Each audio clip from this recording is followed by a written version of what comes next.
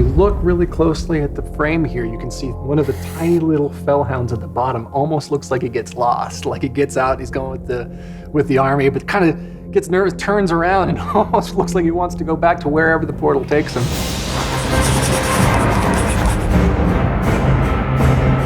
Back in 2004, when World of Warcraft was released, I was living in Seattle, Washington, and playing a lot of World of Warcraft. My crew of friends and I really wanted to use our movie-making skills to share a bit of what we felt was our characters and guild's history.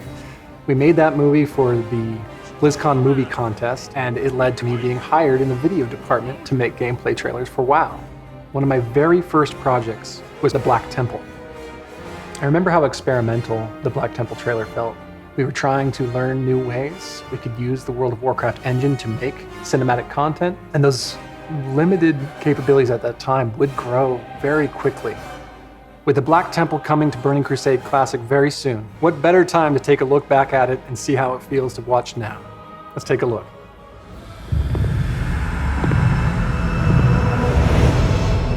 We only had the original Akama model to work with when we started this piece, but we needed to show the difference in the comparison and let us know that this is the same person, Akama as he was. And we even made a modification to the outfit to ensure that the runes on the hood and some other accents demonstrated a clarity of who he was.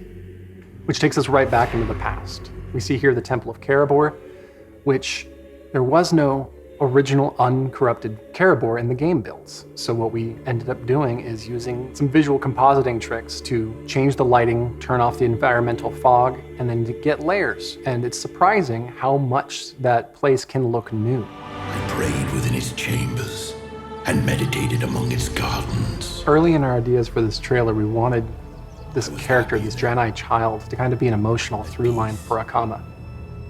At the beginning, he greets her within the temple when all was well and good. And we named the character Korra, with the inference of it being heart, as if it's the heart of Akama. I remember too the day the orcs came. And then we go to the assault. Most of these shots were all driven by player characters. We had no custom animation. We were only working with the game animations as they existed. And so almost all of these scenes were acted out in a sense, like a role-playing scene, where the characters would come together, take our marks, walk forward, do the emote, slow it down, speed it up. The orc warlocks practiced a twisted magic that corrupted the land. If you pause it here, the shot that everyone has seen is actually being played in reverse. We didn't have a whole lot of control over making a lot of these characters fire a spell perfectly together. So to get around that limitation, we actually just had them channeling the spell, and the original camera would start from the top and orbit down, and at some point we cast a spell that canceled all casting, and so all 6 characters stopped casting at the same moment. And it worked better than we would have imagined. It nearly destroyed us all. Do not do this, Gul'dan. Bear witness to the undeniable power of our dark master. He'll destroy us all! We had to build a Gul'dan because he hadn't appeared yet in World of Warcraft. Even after the Horde's reckless sorcery tore the planet apart, my people were unable to find a lasting sanctuary.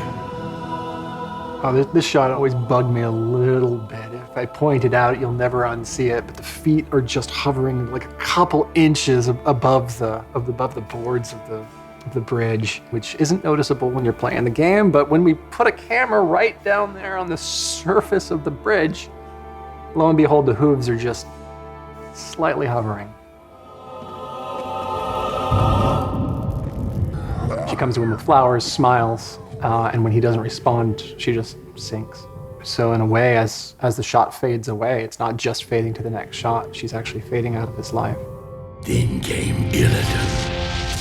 Boom. All right, pause. Make a trailer about Illidan and the Black Temple that doesn't show Illidan until more than halfway through the movie. What? Well, it really does show how much historical context there was here, right? That the Black Temple was meant to be more than just Illidan's evil villain hideout. It was a place of phenomenal history that went way back, and it was mostly wrapped around the Draenei's history, who had built it. The one they call the betrayer.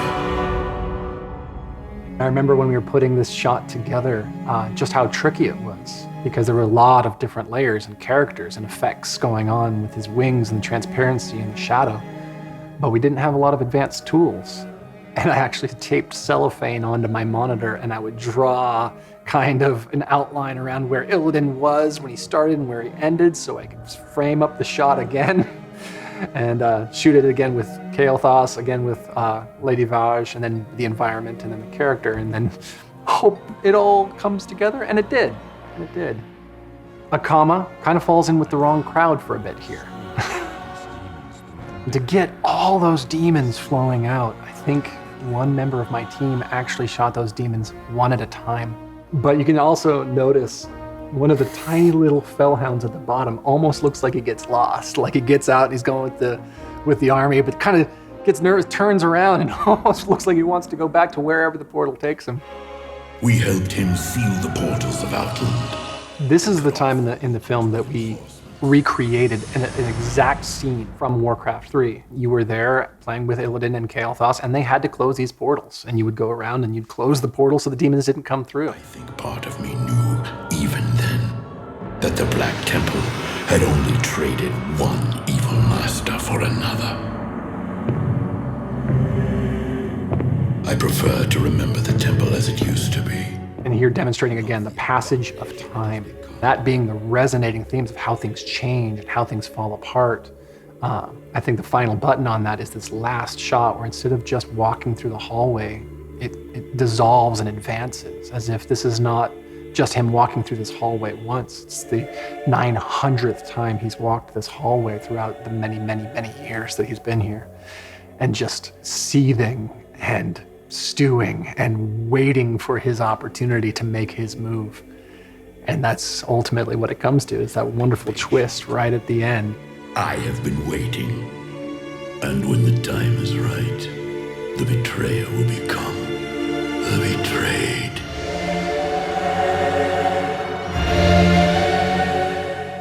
In many ways, the Black Temple trailer was the inflection point by which in-game cinematics came to World of Warcraft. And to track the lineage from, say, Sargeras stabbing the world during Legion, there is a very solid through line that goes all the way back through Wrath of the Lich King, Wrathgate, all the way to the Black Temple trailer, and even before that, step by step, learning as we went, seeing what worked, seeing what made us excited, and always looking to raise the bar next time.